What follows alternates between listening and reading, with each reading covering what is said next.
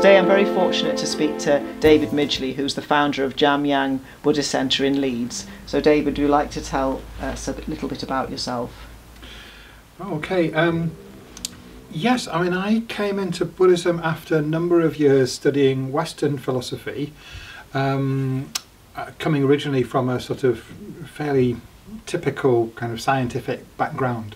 But then as I got deeper into philosophy, finding more interest in the spiritual side of life. And when I did encounter Buddhism in 1980, it really chimed with everything that I'd found through my philosophical studies, but it also offered a practical way to train the mind and develop the mind through meditation. So that seemed very important. So I've been practicing Buddhism now for just under 40 years, and also throughout that time been involved in various kinds of sort of outer actions such as peace and ecological activism.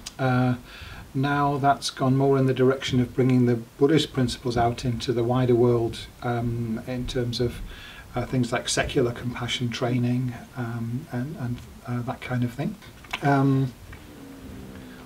What was your original science background? Well, I studied both chemistry and mathematics at university, but I ended up graduating in philosophy. Okay. But I also specialised in philosophy of science as well, so I did quite a bit of science all the way through. Yeah. So that was also more physics as well. So pretty much fairly wide-ranging. Yes, a broad interest in science. Yeah. Okay. So would you be able to explain a little bit about what Buddhism is and what Buddhism isn't for anybody listening that's... Yes, okay. Interesting question, because there's quite a debate about whether Buddhism is or isn't a religion, and there are wide-ranging views on that. There's a recent book which is very interesting by a Buddhist teacher called David Brazier, which is called Buddhism is a Religion, You Can Believe It. Mm-hmm. And there's another famous Buddhist teacher called Stephen Batchelor who argues that it's definitely not a religion. So that's a point of debate, and I would say you can practice it as a religion. It's a very good religion, but you can also follow Buddhist philosophy and Buddhist practices without being religious. No, that's great, because we're going to be talking about other faiths later. Yeah. And also you mentioned right at the beginning about the mind, or strengthening the mind. So nowadays, with depression and anxiety so prevalent, how can Buddhism and the compassion side of Buddhism help people to maybe be happier or to get through such situations? I think that's an incredibly important question. I think that anxiety and depression are a crisis in our society. And if you look at many Buddhist countries, you find that they are much less prevalent. So I think that says something. Meditation certainly can help. One of the things that Buddhism teaches that I think can also be very helpful is that a lot of our problems come from an idea of the self, of the ego, if you like, which when we focus too much on our idea of me, it can create many problems. So the Buddhist philosophical teachings can be helpful as well in that. And I think also that compassion can help from the point of view of the therapist. If the therapist, especially if they have a Buddhist understanding of compassion, I'm not kind of pushing Buddhism in a religious sense, but I think philosophically it has a deeper understanding of what compassion is than some more secular ways of understanding it. So I think, compassion, not just in a superficial sense, being concerned with the outward symptoms of people's suffering, but with the deep causes of suffering, and empathically relating to what's going on underneath, which can come from experience in Buddhist meditation. Those things can, I think, help therapists to be much more effective. So what would you say the main causes of suffering are? And also, I know that you offer sort of coaching to people, so do they come to you for problems relating to their mental health, or do they want help improving their spiritual awareness? Would you say you're a therapist yourself? I don't want to call myself a therapist because I don't have a formal training in psychotherapy. I was married for 10 years to someone who is a psychotherapist, so I do know a little bit about it. But in terms of life coaching, yes, I certainly do, offer to help people with spiritual development. Obviously, I'm a spiritual teacher, but also with issues such as, career change, dealing with money, dealing with the relationships, all of those things. I found that, and whether it's as a result of my Buddhist training or not, I don't know, but I have found that that I am able to be helpful to people with those issues as well. Okay. So, because that's something in Christianity that people never want to talk, well, they're interested, but we don't talk about, which is money, the devil, and sex. So, okay. Yes, and you just mentioned money then, which is really interesting. Yes. What could you elaborate on that more about Buddhism and possessions and money and how you, what do you help people with money? Right. Yeah.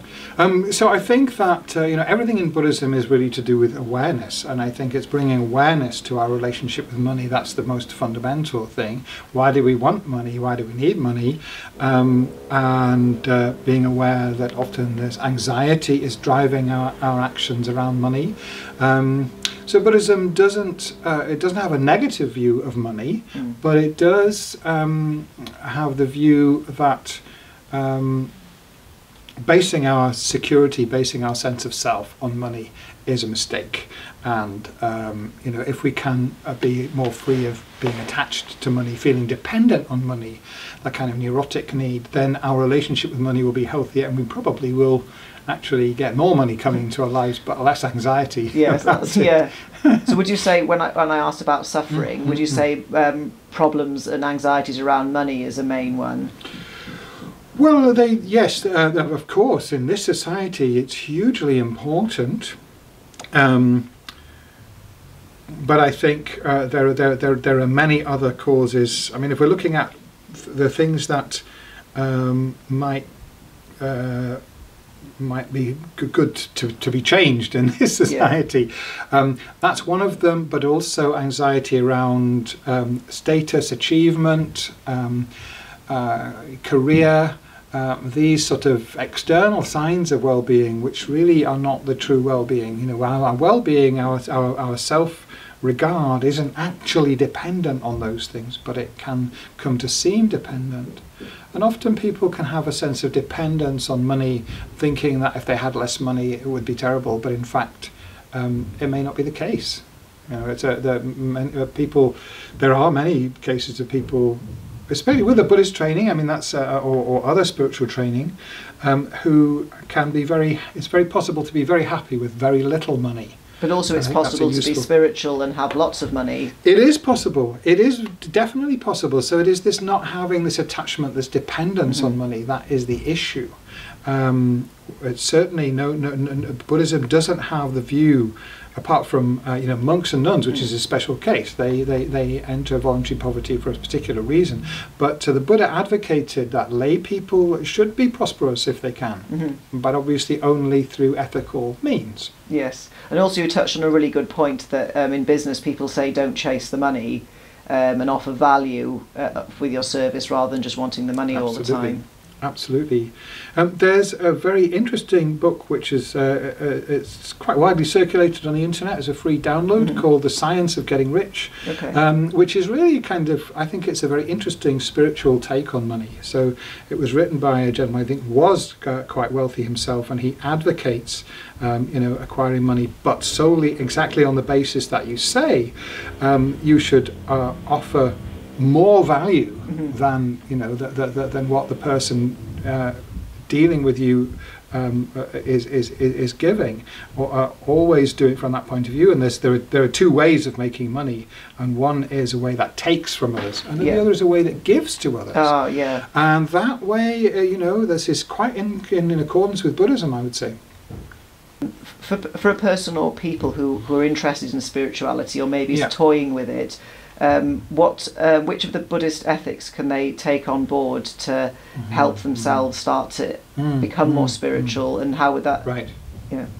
No, that's a very good question, and Buddhism certainly says that in order to underpin our spiritual practice, we need a very strong foundation of ethics. So this is the first thing, you know, before one goes into advanced techniques of meditation or anything like that, to make sure that our lives are, you know, we clean up anything in our life that isn't as it should be. So in any way that we are harming others, whether through our physical actions or through our sexual life or through our speech, you know, any form of dishonesty or negative speech, harsh words, or even, you know, harmful thoughts.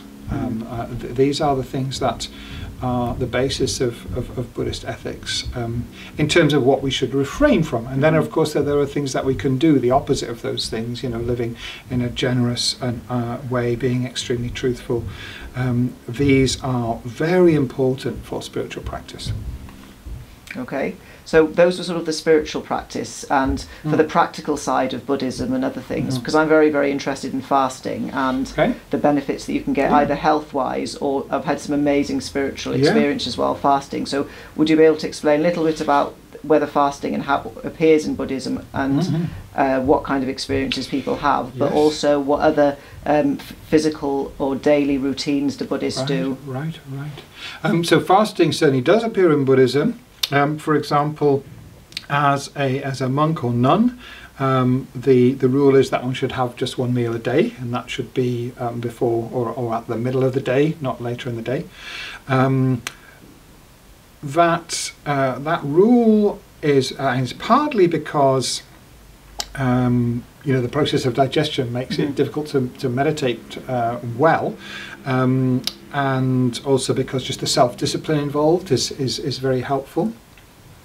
In our form of Buddhism, the one we practice at Jamyang Buddhist Center, Tibetan Buddhism, there is a practice of a long fasting retreat where people take only one it's kind of a medicinal herbal pill every day. So that is, you know, quite strong fasting there, and that does is connected with very deep spiritual experiences that can occur. So fasting certainly can enhance spiritual experiences. It needs to be done carefully. It needs to be. You mustn't rush into it.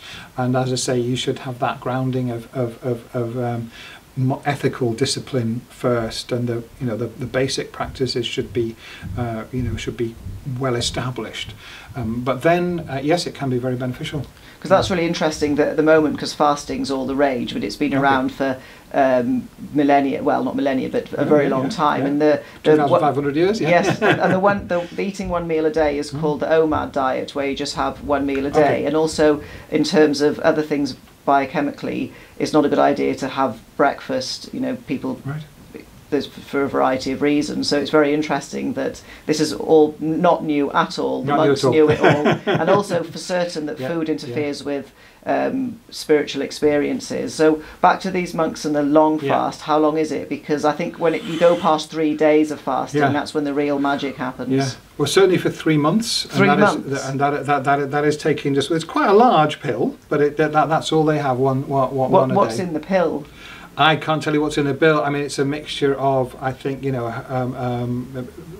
herbs and some mineral components. Oh yes, you definitely need minerals. Very special formula that is part of the Tibetan medical system. Okay, because it'd probably be electrolytes and potassium and some magnesium and things. But that's amazing. Maybe. 3 months. Yeah. Oh yeah, I think in some cases much longer than that. But that would be the normal one. Yeah. As I'm a hypnotist, I'm also very interested in other kinds of altered states of consciousness, such as prayer, flow states, and such like. Would you like to touch on different types of meditation that Buddhists do, and why do they do it? Right. So, I mean, the purpose of meditation isn't mainly to actualize an altered state of consciousness, but that does happen. They are quite important, not the most important thing. But the main ones that are talked about are states of high concentration. So through meditation, you can train to focus the mind very, very strongly on a particular object for an extended period of time. At the high level of meditative concentration, you can meditate without distraction on the same object or subject for as long as you wish. And would that be a problem, or say a physiological process like breathing? Lots of people focus on the breathing, or would you meditate on an experience that you... Okay. Could be anything, but in order to develop that high state of concentration, there are certain objects of meditation that are suggested depending on the mental disposition, the kind of mind that the person has. So meditation on the breathing is recommended for people who have a lot of busy thoughts, for instance. People who don't have any particular kind of problem one with the other, just kind of average mind. What's recommended is to meditate on the image of a Buddha. So it's a visualization process. But once that pure concentration has been developed, called shamatha, single-pointed concentration, then you can meditate on whatever object you wish for as long as you wish. So that's and that is said to be a very, very blissful state of awareness. So it is quite an altered state, quite different from the normal mental state. There are a number of other mental states that I could talk about. Oh yes, I love stuff like that. Also, I was just about to ask you about mindfulness apps, which people have on their phones, and sort of modern mindfulness, because it seems to be one of these buzzwords. So what are your thoughts on that versus not, well, I don't want to say proper meditation, but Buddhist meditation or prayer or something like that? I mean, as mindfulness has become so widespread, I suspect that some of the courses that are offered are, do not go very deep or may not be all that beneficial. But in general, the system of mindfulness that has kind of gained acceptance is a very authentic Buddhist practice. As a matter of fact, it's not kind of described and marketed as a Buddhist practice, but it's mainly a guy called John Kabat-Zinn in America who's developed it, and the system that he teaches is very, very close to the original mindfulness meditation that was taught by the Buddha himself in the Sutra on the Foundations of Mindfulness. Anybody wants to know about Buddhist mindfulness, I recommend to read that sutra. You can find it in a book called The Heart of Buddhist Meditation by a teacher called Nyanaponika Thera, which is a wonderful book, really talking about mindfulness meditation, going very, very deep and really being life transforming. But I'm sure that many of these courses are very beneficial and a great introduction to meditation. As I say, they're not in essence different from Buddhist meditation, but Buddhist meditation does include much more than that basic level of mindfulness, of course. And also you would do it in a group of other Buddhists as well, so there, would you say there's something quite powerful about a group of people meditating together? Oh, there can be, yes indeed, yeah. I think almost everyone who has had that experience will verify that the concentration is stronger, you are aware of the energy of the group even though you may have your eyes closed. So it definitely does seem to happen. That is a group energy that everyone benefits from. So meditating together and practicing together generally is certainly a good idea. Because also with stress being such a big problem for health, and you've just said that any kind of meditation is better than nothing, which is... No, I didn't say that. Right. I'll rephrase that. Basic mindfulness, as it's generally taught, I think is on the whole seems to be good. There are, I think there probably are ways of meditation that are taught that are not. Oh, you can do it wrong, because there are scientific studies on meditation and lengthening telomeres or stopping them shortly, which is something. Yes. But then it doesn't say in the study exactly what kind. So there is. So say if somebody was interested in meditation and they started off with an app, it would be advisable to seek out other forms of meditation, particularly from somebody spiritual, or take it a bit further rather than just relying on a digital device all the time. I think that's probably right. I'm sure that many of these apps are very good. I do feel that there's definitely something to be gained from human contact, whether in a group or going to hear a teacher, getting advice from a qualified teacher. A very good idea, especially if you want to go deeper than the basics. But I certainly haven't got anything against the meditation apps in general or using digital means. But of course, some of them may be flaky. Some of them may be excellent. And also people doing them on the train on the way to work rather than a nice quiet spot like this.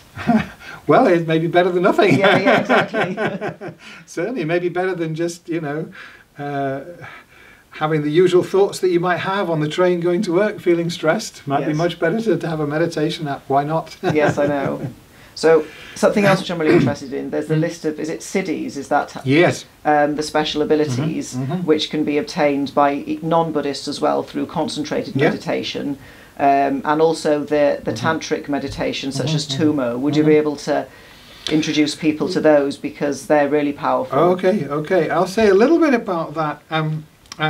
Yes, I mean... have you ever seen it? Have you ever met somebody that's clairvoyant, or have you ever seen the Tummo in action? And is it, because it's been tested in the laboratory, hasn't it? They've actually...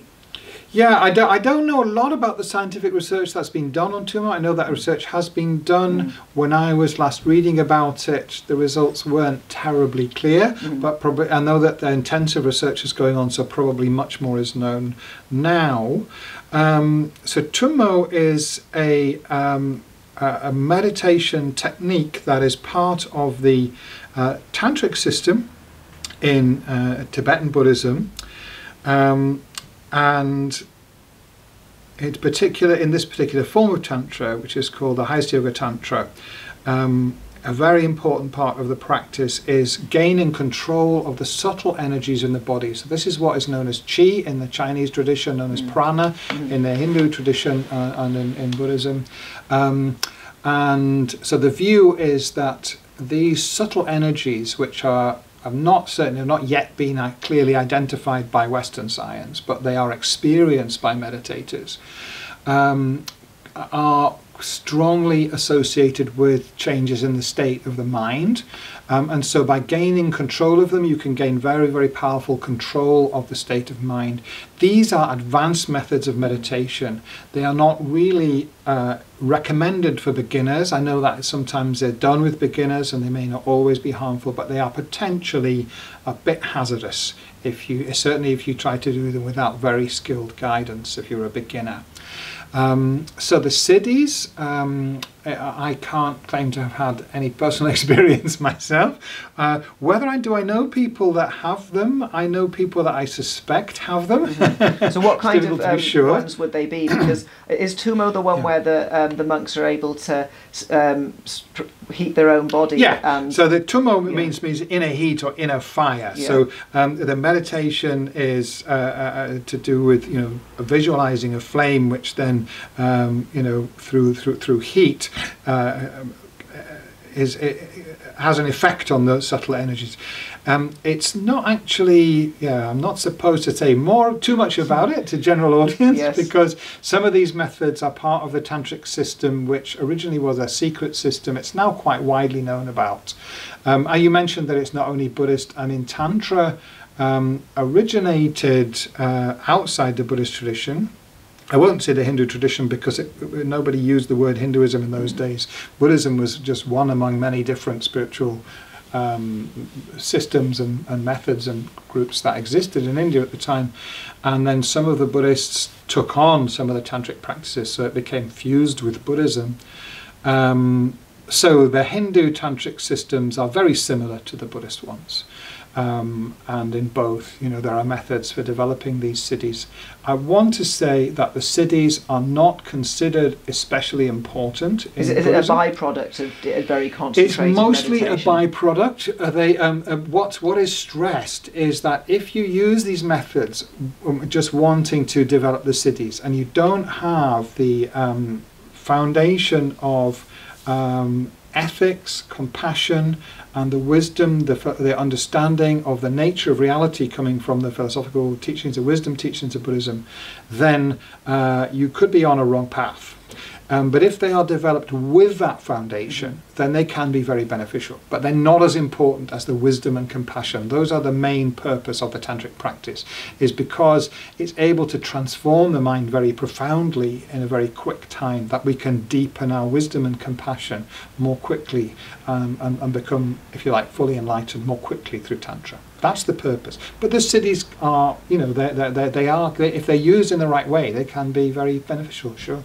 So is it a bit like the Kundalini yoga, that people are obsessed with releasing the Kundalini energy and they try and do it too early? And I've heard there's something called Kundalini psychosis. Would you say that that's the similar sort of problem you could run into? In the Tibetan tradition, we talk about something called lung, which means a disease, which means wind disease. So it means a disease, the imbalance of the subtle energies of the body that I talked about before. So if your practice is not properly grounded in the basic meditation practice, in the ethics and in the understanding, the wisdom, and if you rush into the tantric practices too fast, these things can happen.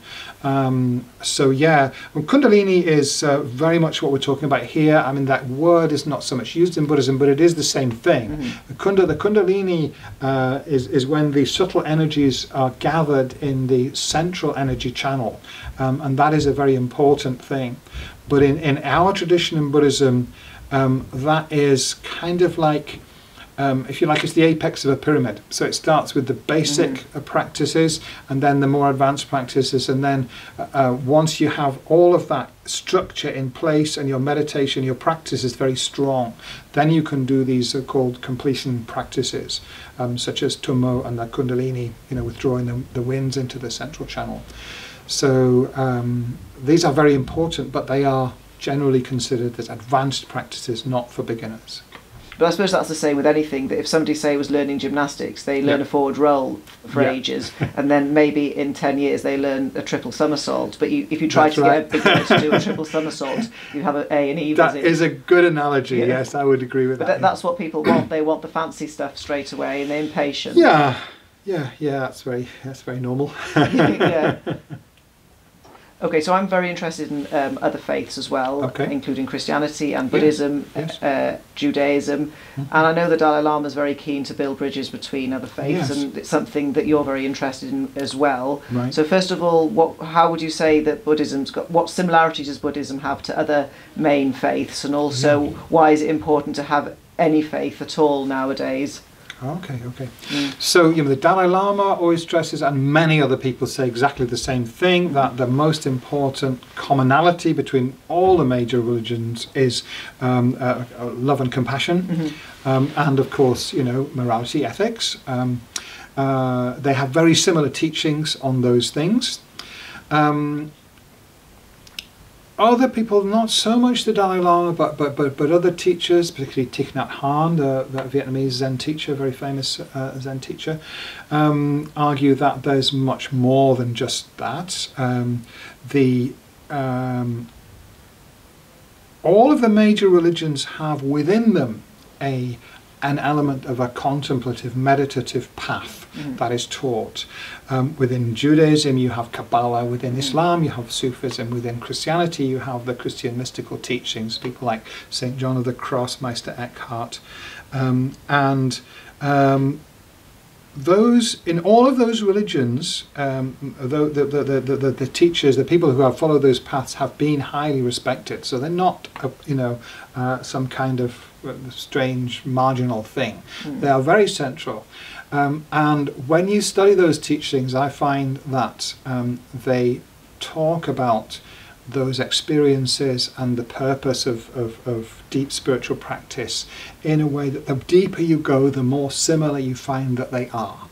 So I myself have for 10 years been seriously engaged in Christian spiritual practice, and the deeper I go, the more I find that it is not contradictory to Buddhism, even though on the surface you might seem very contradictory, that Buddhism is not a theistic faith, it doesn't accept God. Christianity, God is of course very central. But when you look more deeply into the philosophy of Buddhism, especially the Tibetan Buddhism that I study, the Mahayana Buddhism, you find that there are things which are surprisingly similar to some of the ways in which the Christian mystical writers talk about God. And they use phrases like God is nothingness. That's from the Sufi tradition. That's one of the things that I said. And there are similar things in Christianity. So it's not as clear cut as it seems on the surface. No. And what it seems to me very clear is that when people talk about the really deep spiritual experiences, they're talking about the same experience. So I believe that there is only one truth, and all of these different religions are very genuine.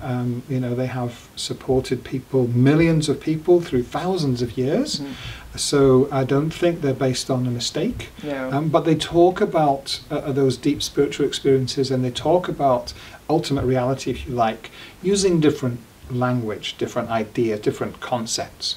But what they're talking about, I believe, is fundamentally the same thing. Because I suppose there's like a deep river of truth that runs through all the main religions. Because something you said right at the beginning of that captured my attention about ethics and morality and good behaviour. Yes. So before the main religions existed, do you think humans were worse behaved than they are now? Or do you think we're born good or born bad? And it's quite a...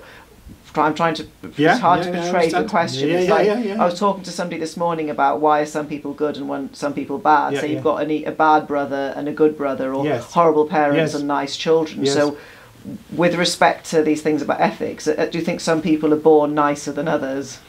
Well, according to Buddhism, then we would say, yes, they are born that way, but the causes of that go back further, because that person had a previous existence. You know?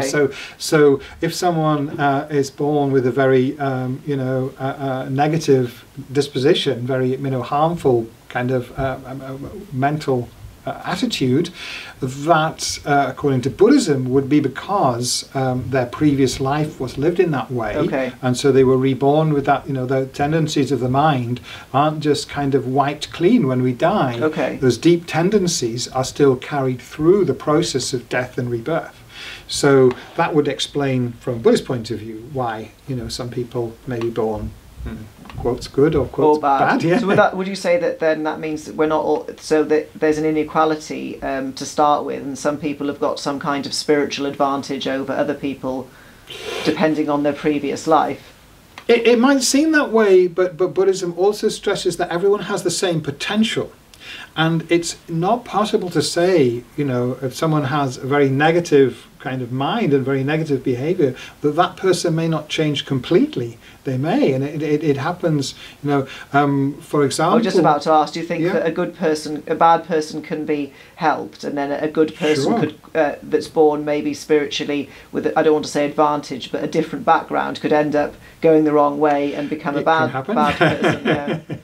Yeah, certainly. I mean, our organisation, the FPMT, has a project called Liberation Prison Project, set up by the Venerable Robina Courtin, an Australian Buddhist nun, and she has worked for many years with prisoners on death row, people who have done appalling things, and some of them have completely turned themselves around and become really deep spiritual practitioners. It's not that uncommon.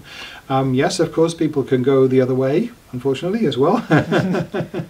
But according to Buddhism, there is a point of spiritual development where that can no longer happen, where the basic root causes of our mistaken behavior, the ignorance, the confusion in our mind that causes us to behave wrongly, where that has been finally overcome. And at that level, then nothing that happened could cause that person to kind of go down a wrong path. It's a very high level, but there are people, according to Buddhism, there are people who reached that level. Many people have reached that level, and I think that that's true. Yeah. That's great, because that leads me on into my next section about modern society.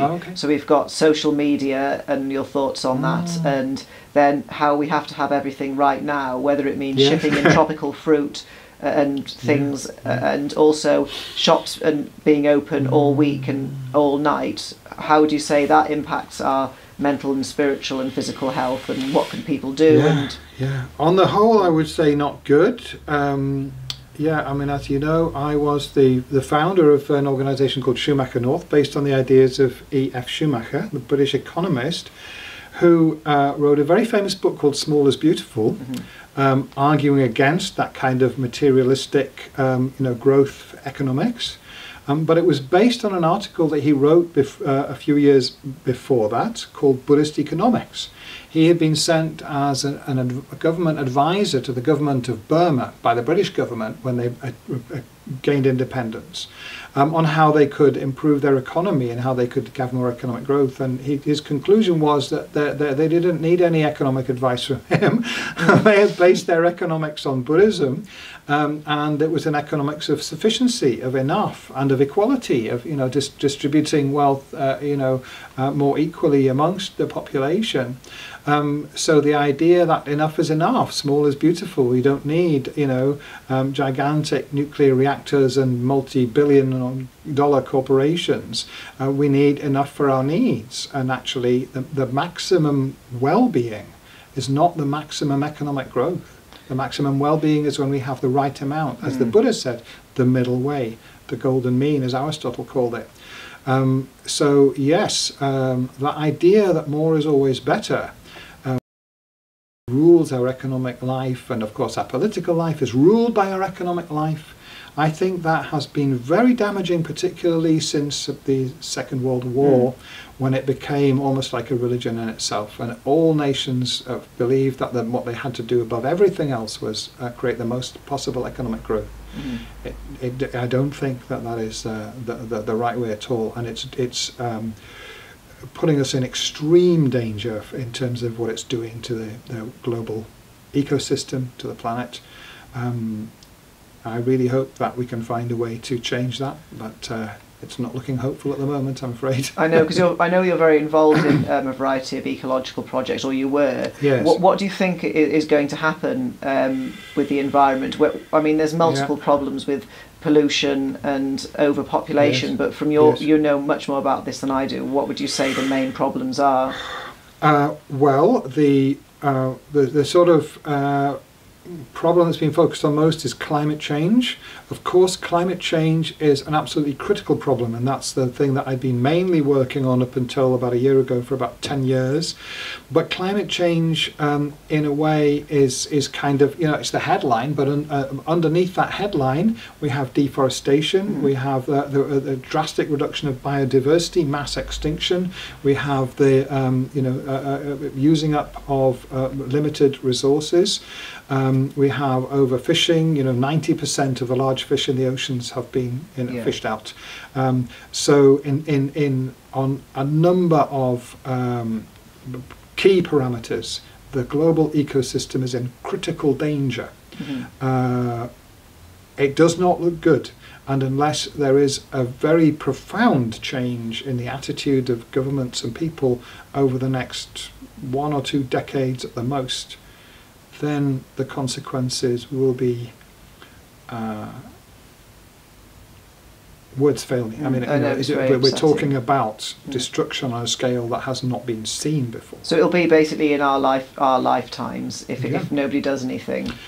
By 2050, right. There was a book, a very authoritative book called 2052 by Jürgen Randers, one of the authors of the original Limits to Growth report.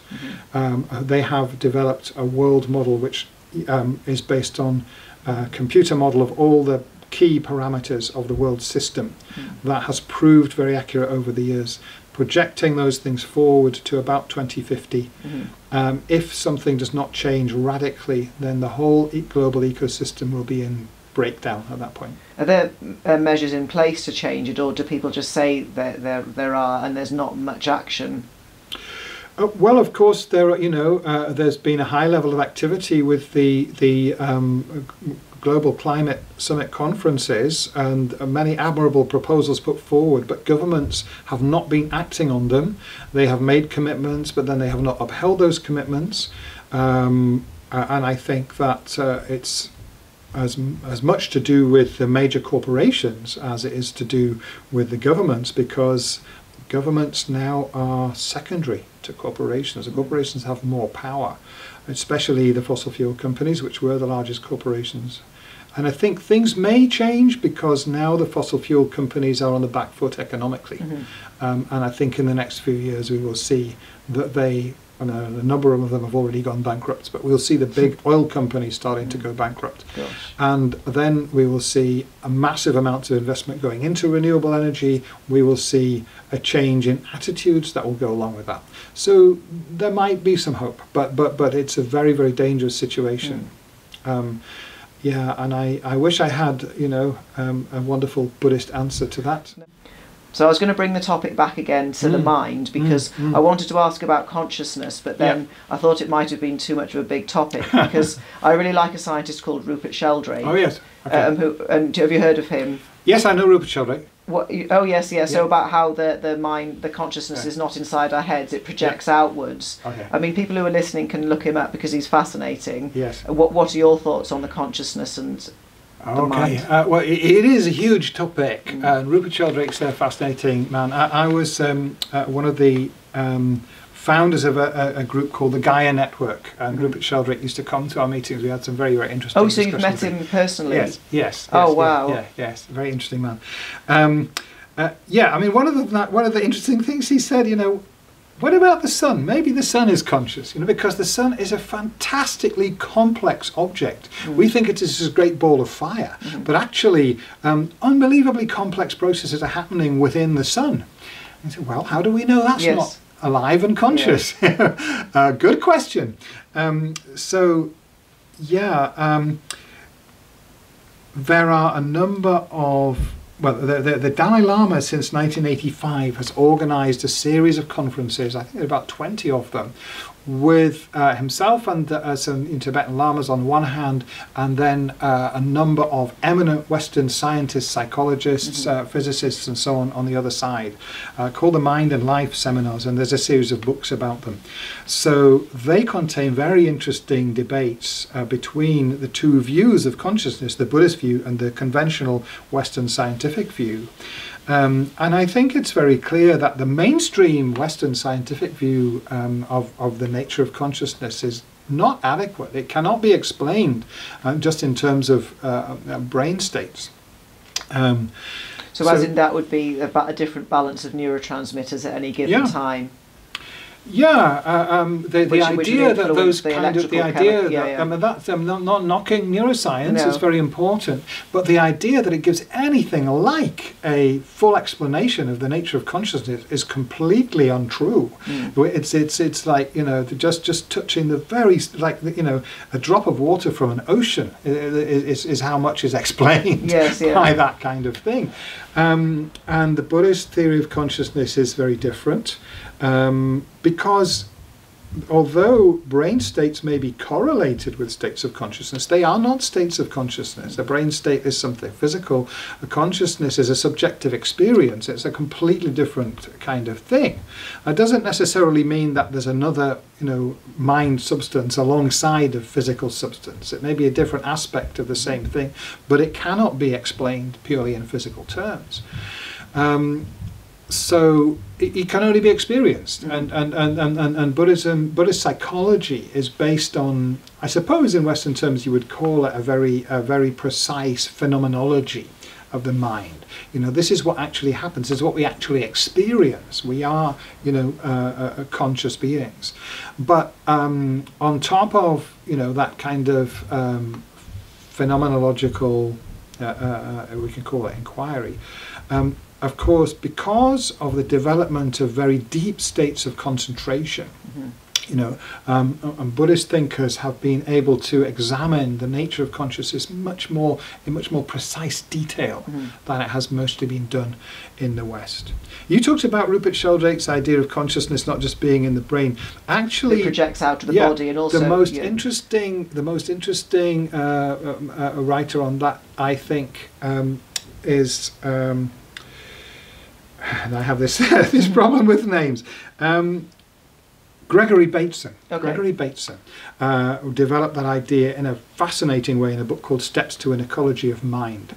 It's a very deep book, and it really blows apart, you know, the conventional idea of what consciousness is. So that's a book I recommend. Because also Rupert talks about other states of consciousness not being permitted in Western society, and that's why they don't like people taking psychedelic drugs. We're permitted like a going to work state and watching telly and wasting time state, and that's why they don't like hypnosis and such like, because it's they just want people to be at work or at home distracted. So what are your thoughts on that, about different states of consciousness that you could achieve other than meditation, such as psychedelic drugs? Do you think that's why people seek out things like LSD and magic mushrooms and DMT, when really they could get this experience if they learned how to meditate properly? Which is back to my being impatient question. Yeah, okay. Yes, I certainly think that is the leading motivation, and full disclosure is I experimented with those things myself. Oh, so did I. It's fine, but then it's something sometimes. But then back to that is because I knew it was possible with biochemistry, and my brain was capable of doing it. Then I thought I must be able to do it by myself somehow. Yes. Well, I had the same thought. So but it is a slower route. I mean, it takes one can have. Powerful experiences. I don't know if there are any kind of guaranteed ways of getting them through meditation, but generally speaking, it's if you want to get the deep results from meditation, it needs years of practice, serious practice. Whereas, of course, you can just take a pill and but there are some drawbacks to that method as well. But that's the same with anything. That if you wanted to access special powers, some of the like super strength or being extremely resilient, like some of the Buddhist monks, we could just take a load of performance enhancing drugs, or you can go through the very long, arduous process they did and do it naturally. So again, I think if you did something like that through drugs, it would probably be quite harmful in the long run, wouldn't it? Oh yeah, definitely. But that's the interesting thing, that some people experiment and realise, oh yes, I liked this, but inside they think I shouldn't be taking these kind of things and harming myself. Is there another way to create this special state somehow? Which then comes back to are we just this contained biological system, or is there much more to our minds? Do they just project outwards? And I think there's much more to our minds. I mean, so one can develop these high spiritual states where one can access the true potential of the mind, which is extraordinary, amazing, maybe infinite. I don't know, but certainly in Buddhism, the states of consciousness are talked about, which are way, way beyond what most of us experience. Yeah. But it's back to what you said before, that you can't describe it. It's something that has to be experienced. Ultimately, yes. I mean, you can, there's quite a lot is said about these states in many Buddhist texts. So would you like to describe a few things? Well, as I talked about single-pointed concentration or shamatha, and the sense of bliss as well. I mean, I once heard a lama giving a teaching on this subject, which it really sounded like he was talking from his own personal experience, and the level of bliss.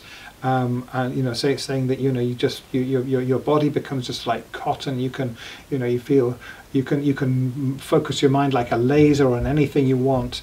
It really is way beyond anything that I've ever experienced.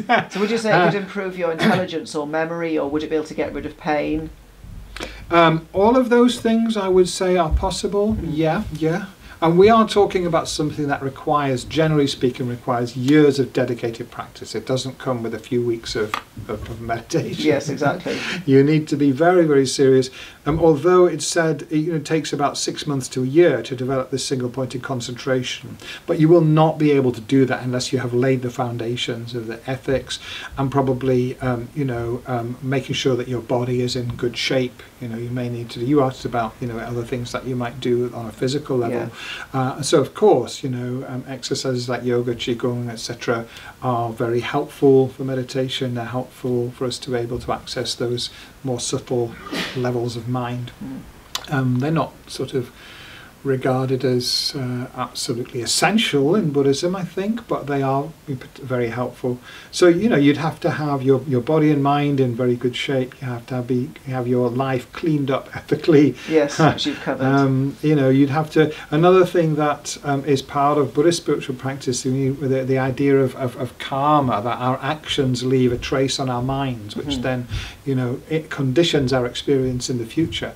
So if you have, whether in this life or even in a previous life, if you have done a lot of negative actions, then that accumulated stuff will have to be cleared away before you can make really deep progress on the spiritual path. But you did say earlier that people have transformed their lives around people who committed dreadful crimes. Yes. The main element in that purification, if you like, of the negative karma is very strong regret, repentance, if you like, that this was wrong, and you turn away, you turn your whole life, your being, your whole motivation, your whole intention away from that towards something positive. And that has a very strong power to overcome, to purify, to eliminate that negative karmic residue from past actions. But also, would you say in Buddhism you've got to learn to forgive yourself? Because one thing in Christianity, because in Buddhism you don't have some higher being which you can apologise to out loud and genuinely repent. Right. Say, how would a Buddhist repent?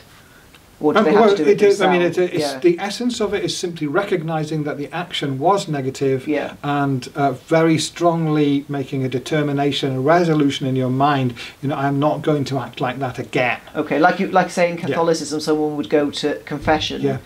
It can be very similar, and when you say Buddhism doesn't have a higher power, actually in this practice, another important. There's supposed to be four. Well, I suppose parts. Like a god, I meant, but there's four parts. So the first one is the regret, and the second one is called the power of reliance, which is relying on the Buddha, the teachings of the Buddha, and the Buddhist spiritual community. So when one becomes a Buddhist, one takes refuge.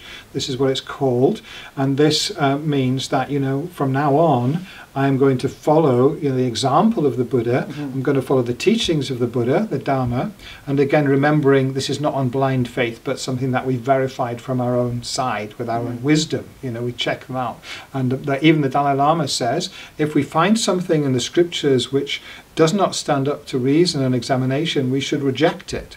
So we're not talking about blind faith, but we are talking about, yes, there is a higher being, someone who has travelled the path to its conclusion, who has attained these high states of spiritual realization, who can be our teacher, our guide, who can help us. And certainly in our type of Buddhism, we think, as Christians think Jesus is still around, we think the Buddha is still around. He can still help us. Oh yes, definitely. And also what you touched on was really interesting about constantly examining the literature. Like with the Reform Jews, they are constantly sitting down and double checking and not changing their religion, but they're evolving with society, which was back to my question. It has to be reinterpreted in accordance with the conditions of the time, and that's very much true with Buddhism as well. So Western Buddhists are having to undergo a very deep examination of these traditional Asian forms of Buddhism, because they won't be completely suitable in their traditional form for now. But if we change them without being very careful how we do it, we might lose the essence of those teachings. So what we're trying to do is to preserve the essence of Buddhist teaching without just preserving a fossil, if you like. Yes.